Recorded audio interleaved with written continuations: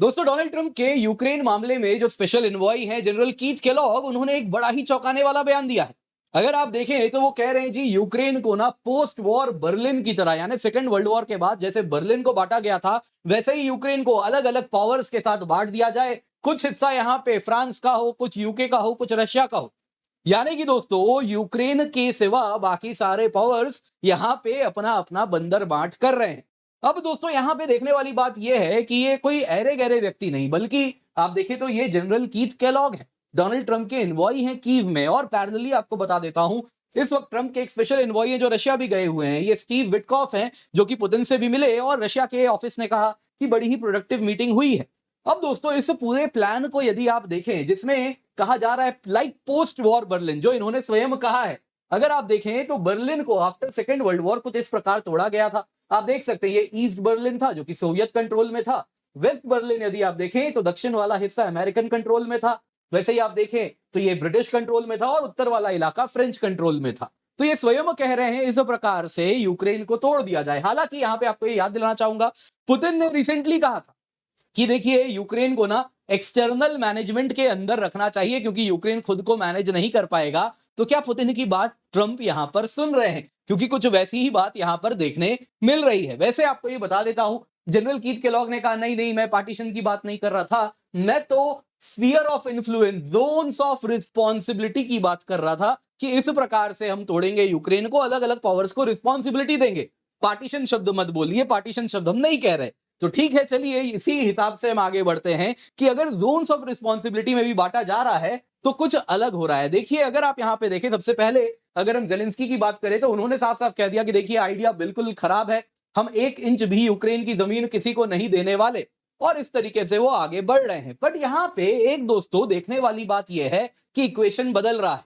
अब तक यूक्रेन नाम का ये जो पाई था, उसको पहले रशिया खाना चाह रहा था, रशिया ने कुछ हिस्सा खा लिया है। उसके बाद ट्रंप आए, वो कहे कि मैं अकेले ये पूरा पाई खाऊंगा।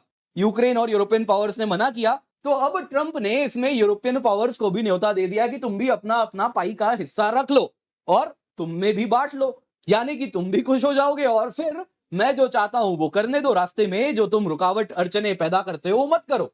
तो दोस्तों, अगर ऐसा होगा तो यहां देखने वाली बात यह है कि इसमें, इस पूरे वॉर में, ना तो रशिया जीतेगा ना तो यूक्रेन जीतेगा, बल्कि मानो जैसे इसको पश्चिमी देश जीतने वाले हैं। तो क्या रशिया आगे बढ़ेगा? क्योंकि रशिया के लिए भी यहां पे बहुत ज्यादा नुकसान वाला ये सौदा है, यूक्रेन के लिए भी नुकसान वाला सौदा है। अगर किसी को प्रॉफिट हो रहा है इस पूरे वॉर में तो वो केवल पश्चिमी देश हैं। तो क्या हो रहा है, आइए जरा समझते हैं इस प्लान को। पर इससे पहले आगे बढ़े, आप लोगों के लिए निवेदन है, जल्दी से जाएं, वीडियो को लाइक कर दें, सब्सक्राइब बटन दबा दें, बेल आइकन दबा दें।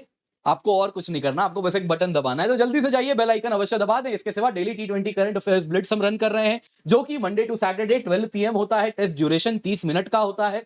डेली करंट अफेयर्स जो अखबार में होता है, उसी के लिए हम ये सेक्शन लेकर के आए हैं। पिन कमेंट में आपको पहला लिंक मिल जाएगा, जरूर एनरोल कर लीजिए, जरूर जाके इसको, बिल्कुल फ्री है, आप अटेम्प्ट अवश्य करें। किसी भी एग्जाम के लिए आप तैयारी कर रहे हैं, this will be important.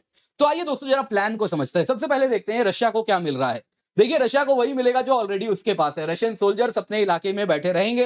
Ukraine की अगर आप बात करें तो कुछ इस प्रकार से ये जो टेरिटरीज है, यहाँ पे आप देख रहे हैं, लुहांस्क हो गया, डोनेस्क हो गया, ज़ैपोरिज़िया हो गया, खेरसोन हो गया और यहाँ पे क्रिमिया हो गया, ये सब जो ऑलरेडी उनके कंट्रोल में है, रशिया को यही मिल जाएगा। ये ऑफिशियली दुनिया एक्सेप्ट कर लेगी, ऐसा ट्रंप का कहना है। ठीक है, आगे बढ़ते हैं। इसके बाद क्या होगा दोस्तों? इसके बाद बात हो रही है कि एक डीमिलिटराइज्ड जोन बनेगा, जहां जहां रशिया मौजूद है ऑलरेडी, उसके पास में जो इस प्रकार से बॉर्डर बन रहा है, यहां पे एक डीमिलिटराइज्ड जोन बनेगा। कुछ 30 से 50 किलोमीटर की इसकी विड्थ होगी, चौड़ाई होगी। अब दोस्तों, कितना एग्जैक्ट होगा वो बाद में पता चलेगा, लेकिन अभी अनुमान लगाया जा रहा है, क्योंकि 2014 का जो मिन्स्क अग्रीमेंट था, उसमें 30 किलोमीटर का बफर बताया गया था। और कारण होता है 30 से 50 किलोमीटर का बफर, क्योंकि आर्टिलरी के रेंज से इसको दूर रखा जाता है। तो इसीलिए कुछ इस प्रकार का बफर आप उम्मीद कर सकते हैं। ये जो डीमिलिटराइज जोन होगा, ये वेस्ट ऑफ डोनेस्क, लुहांस्क जैसे शहर होंगे, लेकिन शायद इसमें बाखमुत हो गया, आदिविका हो गया, जहां पे ऑलरेडी हैवी फाइटिंग हुई है, शायद वो एरियाज इंक्लूड होंगे, अभी अनुमान लगाया जा रहा है। दक्षिण में यदि आप देखें तो ज़ैपोरिज़िया, खेरसोन वाला ये जो इलाका आप यहाँ पे देख रहे हैं, यहाँ पे नीपर नदी बह रही है। तो नीपर नदी कुछ इस प्रकार से जो बह रही है यहाँ पे, नीपर नदी डायरेक्टली इनके लिए वो एक नेचुरल डीमिलिटराइज जोन का काम कर देगी, तो वो एक बॉर्डर बन जाएगा। और इस प्रकार से एक डीमिलिटराइज जोन बनेगा जहां पे कोई फौज नहीं होगी। कहा जा रहा है यूक्रेन की पुलिस होगी जो कि इसको एडमिनिस्टर करेगी। इसके आगे देखते हैं दोस्तों पश्चिमी जोन, पूरा यूक्रेन पश्चिमी जोन में जाएगा। आज का जो यूक्रेन है, आप अगर देखें, जो इतना बड़ा मैप आप यूक्रेन का देखते हैं, करीबन करीब इसका 3/4 इलाका ट्रंप के एनवॉय कह रहे हैं, जो मैंने लाल रंग से शेड किया है, वो पूरा का पूरा वेस्टर्न जोन में जाएगा, जो ब्रिटेन, यूके और फ्रांस में बांटा जाएगा। और इस प्रकार से दोनों 10-10 हजार अपने ट्रूप्स वहां पर डिप्लॉय करेंगे। और इसके साथ ये वो इलाका बनेगा जिसमें अगर आप देखें तो बड़े बड़े शहर भी आ गए, कीव वगैरह, जो कि हिस्टोरिकली यूरोपियन यूनियन से इंटीग्रेट करना चाहते हैं, तो वो पूरे के पूरे इलाके आ जाएंगे। लगभग 3/4 है यहाँ पे British French territories, British and French forces आपको देखने मिलेंगे। और यहाँ पे कहा जा रहा है कि हो सकता है कीव में, लवीव में, ओडेसा में इनके मिलिट्री बेसेस बनेंगे। दोस्तों ओडेसा बड़ा इंपॉर्टेंट होने वाला है। अगर आप देखें ना, तो यहाँ पे ओडेसा शहर है और ये एक पोर्ट है, और ये बहुत इंपॉर्टेंट पोर्ट है। यहाँ पे जो होगा, आज भी अगर आप देखें तो करीबन करीब 60% यूक्रेन का पूरा जो ग्रेन सप्लाई होता है, स्टील होता है, वो यही मैनेज करता है। अब यहां पे दोस्तों कोई भी यूएस ट्रूप्स डिप्लॉयड नहीं होगा, ये बार बार यूएस एडमिनिस्ट्रेशन कह रही है। इसके द्वारा अगर आप देखें तो उनका कहना है, देखिए ये फोर्सेस का पर्पस इतना ही है कि रशिया कोई हिमाकत ना करे डीमिलिटराइज जोन पार करने का। यूरोप को डर लगता है कि सेकेंड वर्ल्ड वॉर में हमने हिटलर को नहीं रोका था, वो बार बार यही एनालॉजी देते हैं कि हमने हिटलर को नहीं रोका था, पहली बार उसने जब देशों को इन्वेड किया था, नतीजा क्या हुआ, सेकेंड वर्ल्ड वॉर हुआ था, तो हम वापस वही गलती दोहरा देंगे अगर पुतिन को नहीं रोका तो ये डर है। तो उसके लिए वो कह रहे हैं चलो तुम अपने फोर्सेस डिप्लॉय करना, लेकिन यूएस ट्रूप्स यहां पे डिप्लॉय नहीं होंगे, और Ukrainian force internal security manage करेगी और तुम्हारे फोर्सेस वहां पे डिप्लॉयड होंगे। अब आइए दोस्तों देखते हैं बिग गेम क्या हो रहा है, कौन क्या खोया, कौन क्या पाया। सबसे पहले देखते हैं रशिया। देखिए रशिया इससे खुश नहीं होने वाला, बहुत सारे रशियन रेड लाइंस हैं जो यहां पे पार हो रहे हैं। सबसे पहले अगर आप देखें तो वेस्टर्न ट्रूप्स यूक्रेनियन सॉइल में डिप्लॉय होंगे, यानी कि यूक्रेन को एक डी फैक्टो नेटो की एंट्री मिल रही है। मत भूलिए पुतिन ने 2021 में स्पीच में कहा था कि देखिए जो वेस्ट है वो इस रेड लाइन को पार ना करे, और नेटो अपने 2008 में जो उसने प्लेज लिया था कि यूक्रेन को भी इंक्लूड करेंगे, इससे पलट जाए, मना कर दे। और जब उसने मना नहीं किया, ये प्लेज पे नेटो अडिग रहा कि यूक्रेन को भी फ्यूचर में सदस्य बनाएंगे, तो रशिया ने 2022 में इन्वेड किया था और यही कारण दिया था कि देखिए हमने तब भी कहा था कि यूक्रेन नेटो का सदस्य बने, ये नागवार है। तो यहां पे कहीं ना कहीं अगर आप देखें तो फ्रेंच ट्रूप्स, यूके के ट्रूप्स यूक्रेन के सॉइल में अपना बेस बना के रख लिए, यानी कि उनका जो गोल था वो फुलफिल हो गया।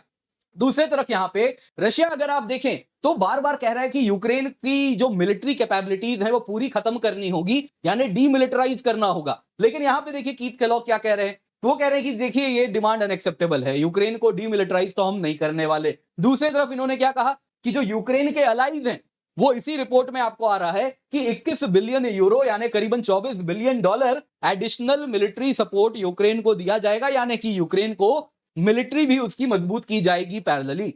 तीसरी तरफ अगर आप देखें तो रशिया चाहता है कि आज भी ये जो गैसप्रोम के पाइपलाइंस हैं जिससे रशिया से गैस सप्लाई होता है यूरोप को, वो उसके कंट्रोल में वापस आ जाए।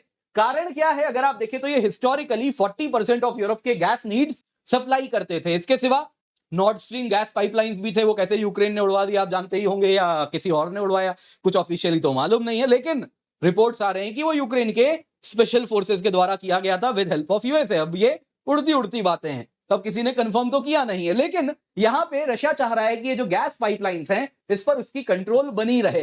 कारण क्या है कि इस तरीके से यूरोप के ऊपर एनर्जी को लेके उसका कंट्रोल बना रहेगा। तो यहां पे वो भी फुलफिल नहीं हो रहा, बल्कि देखिए यहां पे रशिया को भी इसलिए कुछ खास नहीं मिल रहा। अगर किसी को मिल रहा है तो आइए देखते हैं वेस्टर्न पावर्स वो क्या पा रहे हैं इस पूरे खेल में। देखिए सबसे पहले जो वेस्टर्न जोन है उसमें जैसा मैंने आपको बताया ओडेसा जैसे पोर्ट आ जाएंगे, तो ब्लैक सी के ऊपर एक वेस्ट को बड़ा सा एक्सेस अपना मिल गया, एक नेवल बेस वो बना देंगे। और ये अगर आप देखें तो 60% ऑफ यूक्रेन का प्री वॉर ट्रेड के लिए जिम्मेदार था ओडेसा पोर्ट, तो वो उनके कंट्रोल में आ जाएगा। यानी ग्रेन मार्केट, वैसे ही जो स्टील एक्सपोर्ट्स होते हैं, जो नेचुरल रॉ मटेरियल्स जो कि वहां मिनरल्स हैं जो यूक्रेन से मिलेंगे, उन सब पे वो अपना कंट्रोल बना के रखेंगे। नतीजा क्या होगा दोस्तों, यूके और फ्रांस की इस इंपॉर्टेंट ट्रेड रूट पे पकड़ बनेगी। दूसरी तरफ रशिया का जो नेवल डोमिनेंस है ब्लैक सी में, ब्लैक सी का उसका बेड़ा है, ब्लैक सी फ्लीट है, उसको नेटो चैलेंज करेगा। दूसरी तरफ अगर आप देखें तो फ्रांस देखिए इसमें कहीं ना कहीं अपने आप को ईयू का लीडर की तरह प्रोजेक्ट करेगा। वो तब से कहना चाह रहा है कि देखिए अपनी सुरक्षा अपने हाथ, अमेरिका के भरोसे मत बैठो। तो वो कहेगा देखो आज यूक्रेन में मेरे फोर्सेस डिप्लॉयड हैं और देखो कैसे मैंने स्ट्रेटेजिक ऑटोनॉमी यूरोप के लिए यहां बना दी, बिना यूएसए के हम अपनी रक्षा स्वयं कर रहे हैं। यूके को क्या मिल रहा है, देखिए यहां पे सारे ही पावर्स को यूक्रेन में अभी बहुत बड़ा अगर आप देखें तो लोन्स वाला वगैरह निकलने वाला है। कारण क्या है? रिकंस्ट्रक्शन होगा यूक्रेन का, इंफ्रास्ट्रक्चर से लेके सारी चीजें दोबारा बनाई जाएंगी। तो यहाँ पे फ्रांस हो गया, यूके हो गया, इनके कंपनीज को कॉन्ट्रैक्ट तो मिलना ही मिलना है। उनके मिनरल्स हो गए, उनके एग्रीकल्चरल फील्ड्स हो गए, वो सब तो मिलना ही मिलना है। इसके सिवा देखिए क्या मिल रहा है, मैं आपको वो बता रहा हूं। यूके अगर आप देखें तो पोस्ट ब्रेक्जिट कहीं ना कहीं वो दबा हुआ पावर था। अपना ग्लोबल इन्फ्लुएंस स्टेज पे वो कहीं ना कहीं एसर्ट करना चाह रहा है और यूरोप से कट गया है। तो वापस से यूरोप में जब वो उसकी दुखती रग जो है यूक्रेन, वहां पे अपने फोर्सेस डिप्लॉय करेगा, तो कहीं ना कहीं जो उसका ग्लोबल ब्रिटेन स्ट्रेटेजी है वो एक बार फिर आगे बढ़ेगा और यूरोपियन सिक्योरिटी आर्किटेक्चर में यूके एक बड़ा प्लेयर बन जाएगा। तो यूरोप के ऊपर कंसिडरेबल स्वे रखने लगेगा वो। वहीं यूएसए क्या पा रहा है? देखिए, यूएसए सबसे पहले तो कोई ट्रूप्स डिप्लॉय नहीं कर रहा। यूएस बार बार यही चाह रहा था कि भाई मैं तो ट्रूप्स डिप्लॉय नहीं करूंगा, यूरोपियन सिक्योरिटी, यूरोपियन पावर्स देखें। तो ये उसका एक कहीं ना कहीं उद्देश्य पूरा हो रहा है। दूसरा क्या हो रहा है कि नेटो को सिक्योर करना।